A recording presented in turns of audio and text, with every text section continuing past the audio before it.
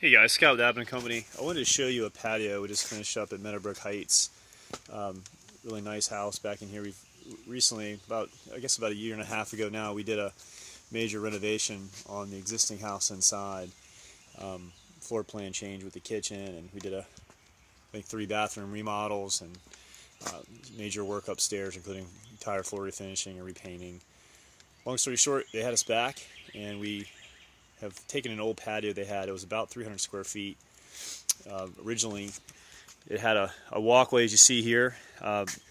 This is the original that tied in, and then you can see where we've taken new stone and married it to the old. We popped up about 300 of the square feet from the existing patio. It had a walkway that came out, and then went a narrow walkway here where it opened up into like a 300 square foot area here. What we did is we popped up all that original soapstone, 1.25 inch thickness, and we staged it up on the hill on pallets, organizing it from its size and straight cuts versus angular cuts. And then we came in with another 400 square feet of new soapstone tile that was acquired from Alberine Quarry down near Schuyler here in the county. And from there, what we did is we came up with a pattern so that we could manage the old stone and sprinkle it in with the new pattern.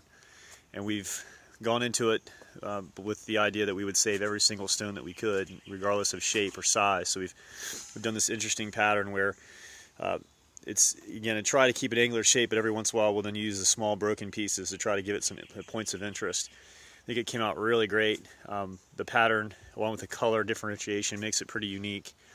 What we did here is, originally the patio had a serious water grade problem. What's happening is they had a water problem coming back in, positive drainage, and a lot of positive drainage back towards the house off this back section.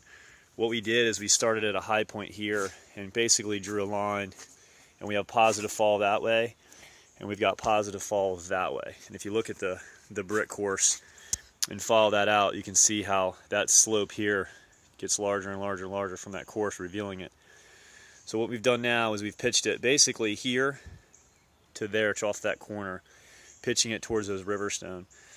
Another problem that we sort of took care of, was the fact they were getting a lot of rainfall.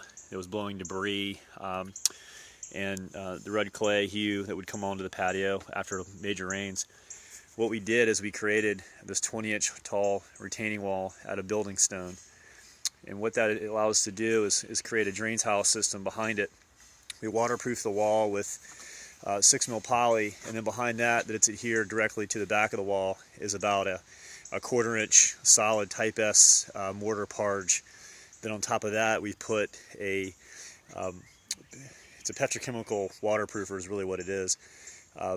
Looks like a black tar, but it's got small fibers in it. It can expand and contract with again the angular and ins and outs of the Type S mortar, filling all those voids and cavities, making it waterproof. So it takes really that capillary wicking issue that a lot of retaining walls you might see has staining on the front. We've really taken all that water and locked it in to the back side, and that extends all the way down to the footing below on the bottom.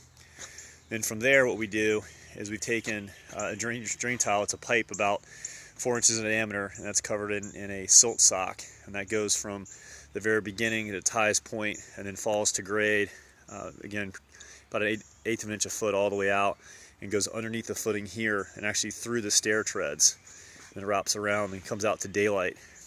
On top of that, we would then backfill with 57 stones, about 18 inches worth of stone, and then a couple of inches of soil that's put on top of silt fabric, trying to protect and to keep the soil from being contaminated, the 57 stone from being contaminated. We've had this rained on 4 or 5 times. We're getting great flow on the outpipe. None of it's being pitched over. Eventually, sometime next week, they're going to have landscapers come in, and they're going to then mulch 12 to 18 inches out from the top of the wall, and then have a landscaping pattern here, and maybe marry that in with some transplanted periwinkle to try to lock that hill back in.